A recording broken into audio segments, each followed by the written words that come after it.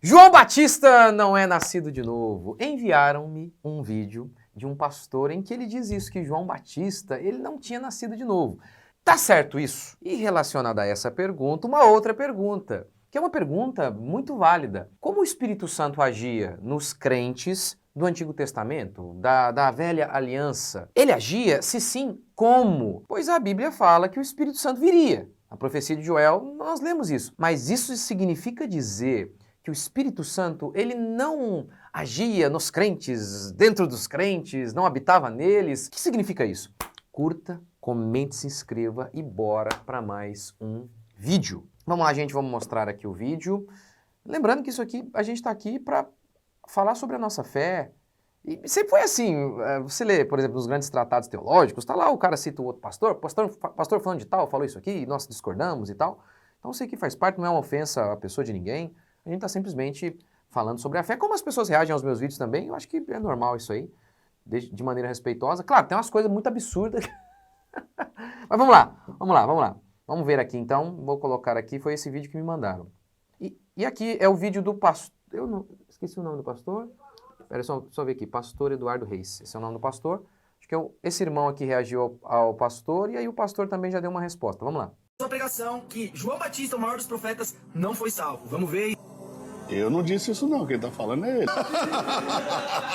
Claramente o irmão Levi aqui não sabe a diferença entre justificação pela fé no velho pacto e o novo nascimento em Cristo Jesus no novo pacto. Como está escrito lá em 1 Coríntios capítulo 6, verso 17, o que se une ao Espírito de Deus se torna o mesmo Espírito com ele. A partir desse momento nós temos a mesmíssima natureza de Deus, pois nascemos de novo. Isso só é possível com a ressurreição de Cristo e a descida do Espírito Santo, que no antigo pacto estava sobre nós, agia sobre nós, apoderava das pessoas, mas no novo pacto ele habita em nós, fazendo nova criação para o novo homem, que é Cristo Jesus.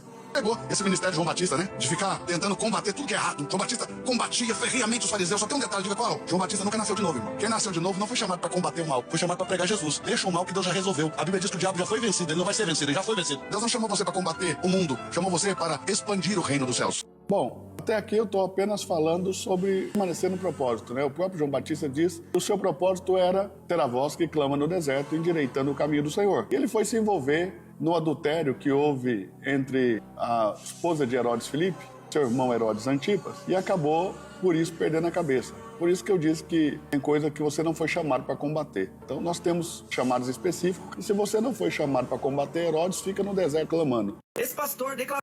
Então tá aí. Então vamos lá. Né? O pastor começa falando aqui da questão da justificação pela fé no velho pacto e novo nascimento no novo. O pastor disse que o João Batista ele não era nascido de novo.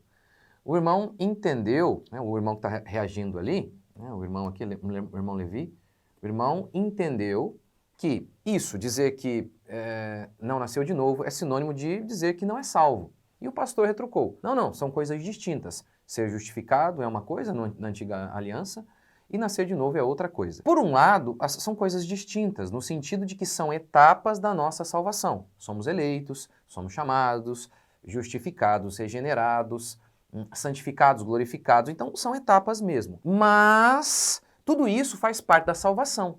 De modo que não é possível, acredito eu, separar justificação de regeneração. Na realidade, ao longo da história da igreja, essa é a definição aí. Não é possível ser salvo e não ser regenerado. Tito 3,5. Ele nos salvou, não por obras de justiça praticadas por nós, mas segundo sua misericórdia, pelo lavar regenerador e renovador do Espírito. Como ele nos salvou? Nos regenerando. Então são coisas que não tem como você separar isso. O pastor também fez uma distinção entre justificação e regeneração em relação ao Antigo e Novo Testamento, dando a entender que no Antigo Testamento os crentes não eram nascidos de novo. Primeiro, o próprio João Batista é descrito em Lucas como cheio do Espírito Santo desde o ventre. Então, como é que alguém pode ser cheio do Espírito Santo e não ter nascido de novo, né? É uma coisa inconcebível. Segundo, Jesus falou com Nicodemos, que era um mestre em Israel, sobre novo nascimento. Jesus ainda não havia ressuscitado. Mesmo assim, ele colocou como exigência para ser salvo, para entrar no reino, o novo nascimento. E a isto Jesus respondeu: em verdade te digo que se alguém não nascer de novo, não pode ver o reino de Deus. Nicodemos então questionou, como que ele, sendo velho, poderia nascer de novo? E Jesus retrucou, você é mestre em Israel e não sabe sobre isso? Mostrando assim que mesmo ali, naquele momento em que Jesus não havia ainda de fato inaugurado a nova aliança, ou seja, mostrando que mesmo ali, na velha aliança, já se sabia.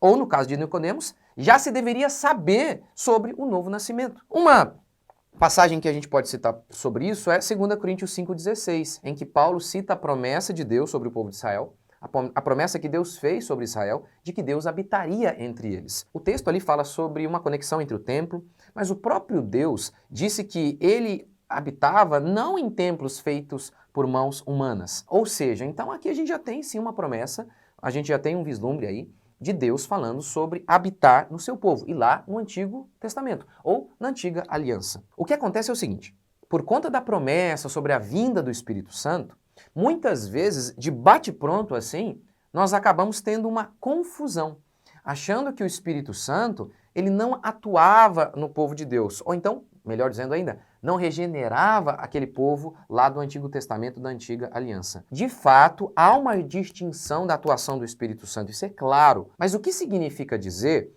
que o Espírito Santo viria, que ele veio? Ele veio com poder. Mas como aquele que regenera e atua nos crentes, santificando os crentes, levando os crentes a orar e a se arrepender, enfim, a ter uma vida piedosa, ele sempre esteve ali. Note a profecia de Joel falando sobre o Espírito Santo. Joel 2:28. E acontecerá depois que derramarei o meu Espírito sobre toda a carne, e os vossos filhos e as vossas filhas profetizarão, os vossos velhos sonharão sonhos, os vossos jovens terão visões e por aí vai. Ele não diz, eu virei e aí então vocês vão nascer de novo. Não, eu virei e vossos velhos vão sonhar e os jovens vão profetizar. Ou seja, o Espírito com poder, que lá no Antigo Testamento agia apenas em reis, profetas e sacerdotes, no Antigo Testamento, já que agora somos todos sacerdotes, agora na Nova Aliança, o Espírito Santo agiria com poder sobre toda a carne. Mas o Espírito que justifica, que regenera, que santifica, já atuava na vida do povo de Deus.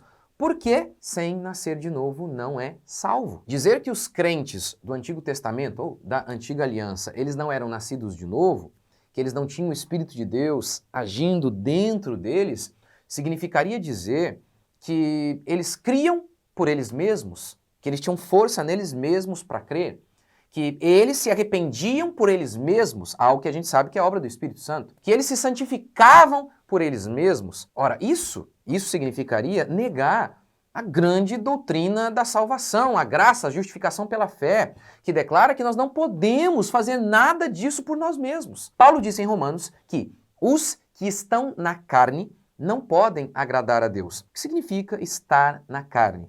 Significa não ter nascido de novo, não é nascido do Espírito, ele apenas é material, o Espírito dele ainda não foi regenerado. Ou seja, afirmar que aqueles crentes da Antiga Aliança não tinham o Espírito Santo residindo neles, significaria dizer que eles faziam tudo sem precisar do Espírito Santo, que eles oravam sem precisar do Espírito, já que Paulo disse, nós não sabemos orar como convém, mas é o Espírito que intercede por nós e em nós. Significaria dizer que eles se santificavam na força da carne deles, sem precisar do Espírito Santo. Ou seja, significaria dizer que o homem, na força do seu braço, pode se santificar, o que é um absurdo no mais alto nível. O que eu acredito é o seguinte, ao longo da história da teologia a gente sempre entendeu isso. Há alguns pressupostos que você deve utilizar para interpretar tudo mais. Aqui então nós temos o grande pressuposto da fé cristã, da fé protestante. A salvação é pela graça, não pelo mérito humano. Nós não temos capacidade em nós mesmos de sermos salvos e não temos capacidade em nós mesmos de nos santificar. Qualquer crente, qualquer cristão normal sabe disso. Nós não podemos fazer o bem sem o Espírito. Jesus disse isso, sem mim nada podeis fazer. Amor, alegria, paz é fruto do Espírito. Então, você não pode pegar algumas passagens que são aparentemente um pouco mais difíceis e que parecem contradizer isso e falar, não, vamos pegar essa passagem mais difícil aqui e negar as grandes doutrinas da fé cristã, como esta aqui. Qual cristão genuíno acredita nisso aqui? É possível que um cristão se santifique sem o Espírito Santo nele, sem que o Espírito Santo o revista. Gálatas 5:22, o fruto do Espírito e aí dá lá vários e vários atributos de santificação. É possível que um cristão se santifique sem o Espírito Santo? Não é. Isso não é possível. Então, no Antigo Testamento, algum cristão se santificou sem o Espírito Santo? Jamais. Esse é o pressuposto pelo qual nós devemos entender, então, essa ligação entre Antigo e Novo Testamento. Além disso, de fato, a única diferença em se tratando da salvação dos crentes da antiga aliança para a nova aliança é, os crentes do Antigo Testamento, eles creram no Cristo que viria e, portanto, foram salvos pela fé. Já os crentes do Novo Testamento são salvos ao crerem no Cristo que já veio, sendo, portanto, salvos também pela fé. Abraão, diz Paulo, foi salvo pela fé, quando nem havia lei ainda, quando nem havia circuncisão. Ele não tinha sido circuncidado ainda. E ser salvo, lembre-se, é sinônimo sim de novo nascimento. Ok, a segunda afirmação do pastor é de que João Batista, ele errou ao criticar o pecado do rei Herodes.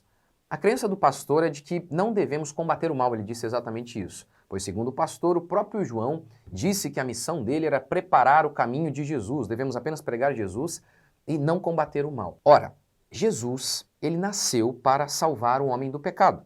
Esse era o propósito dele, a grande missão dele. Tanto que o anjo disse isso para Maria. Ele se chamará Jesus, que significa Salvador, pois ele salvará o seu povo de seus pecados. Então, essa era a grande missão de Jesus, salvar o povo de seus pecados.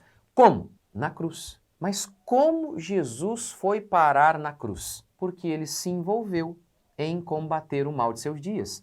Ele combateu os fariseus. O pastor no vídeo até chegou a dizer que João Batista ficou lá combatendo os fariseus. A gente tem tanto dessas informações sobre Jesus, tem algumas passagens, essas passagens sobre João Batista, é bem pouco porque se narra bem pouco sobre João Batista. Quem de fato combateu muito os fariseus foi Jesus. E como então que Jesus foi parar na cruz? Justamente combatendo o mal de seus dias, combatendo os fariseus. Ele pregou contra reis também. Lucas, a gente lê isso. Naquela mesma hora, alguns fariseus vieram para dizer-lhe, retira-te e vai-te daqui, porque Herodes quer matar-te. Ele, porém, lhes respondeu, ide dizer àquela raposa que hoje e amanhã expulso demônios e curo enfermos, e no terceiro dia terminarei. Tá vendo? Jesus não se esquivou, ele falou, fala lá para aquela raposa lá. Ele combateu. Pode falar para aquela raposa, chamou de raposa ainda. Eu estou fazendo aqui, vou continuar a fazer. E justamente por combater os pecados dos líderes da nação, como João Batista fez, é que Jesus foi parar na cruz. Gente, pense, por exemplo, no profeta Natã, que ele era profeta como João Batista. Imagine dizer que Natã errou ao se envolver com o adultério de Davi, que ele tinha que só pregar sobre Deus, não se envolver com isso. Seria um absurdo. Todos os profetas criticaram os pecados do povo e também dos reis. Eles expuseram os pecados do povo e também dos reis. Só um exemplo, poderia dar vários, mas um. Jeremias, ele criticou os pecados do rei Jeoaquim. Reinarás tu, porque te encerras em cedro? Acaso teu pai não comeu e bebeu e não fez justiça e juízo? Por isso lhe sucedeu bem. Ele julgou a causa do pobre e necessitado. Por isso lhe sucedeu bem. Porventura, não é isso conhecer-me? Diz o Senhor. Ora, no caso aqui do pastor, em questão, a ideia de que não se deve criticar, combater os pecados do rei, pode ser simplesmente questão de convicção, não fugir do chamado, como ele disse aí, acreditaria ele que o chamado seria isso. Mas a verdade é que em relação a muitos pastores, esse discurso de não fugir do chamado é só uma desculpa para não fazer o que todos os profetas sempre fizeram. Eles sempre foram lá e expuseram os pecados dos poderosos. E por que muitas pessoas não fazem isso? Porque expor os pecados dos poderosos é sempre perigoso. Você pode sempre perder a cabeça. Eu li ali até um comentário do próprio pastor dizendo assim, olha, não, o que eu estou falando aqui é que não é de ficar envolvendo em polêmica, não sei o que lá, em briguinha, e o que eu concordo. Mas João não fez isso. João era um profeta do Senhor. Ele fez o que todos os profetas de antigamente fizeram. Eles expuseram o pecado. E na minha concepção, que é uma concepção histórica, é uma concepção bem diferente da perspectiva atual, de como se apresenta o Evangelho. Muitos hoje acreditam que não se expõe pecado, não se confronta pecado, porque se converte pelo amor. Só que Gálatas, Paulo diz, a lei nos serviu de aio para nos conduzir a Cristo. E quando os evangelistas resumiram a pregação de Jesus, resumiram assim. Ele pregou assim, arrependei-vos, porque está próximo o reino dos céus. A lei nos serviu de aio. O que significa isso? A lei nos serviu de mestre para nos conduzir a Cristo. Expor o pecado do povo é o caminho para levar as pessoas a Jesus. Expor, chamar ao arrependimento. Mostrarei, isso aqui está errado. E quando elas veem isso, elas falam, meu Deus, estou perdido. Aí então você apresenta a graça e a boa notícia. Sempre foi assim que, ao longo de toda a história, os profetas e os homens de Deus pregaram o Evangelho chamando ao arrependimento, confrontando, expondo os pecados de todos, para que aí então as pessoas tivessem consciência de pecado e aí então pudessem ouvir a boa notícia de que elas tinham perdão de seus pecados em Cristo Jesus. Mas é isso aí. Deixe seu comentário aqui, o que você acha? Deus abençoe. Até o próximo vídeo.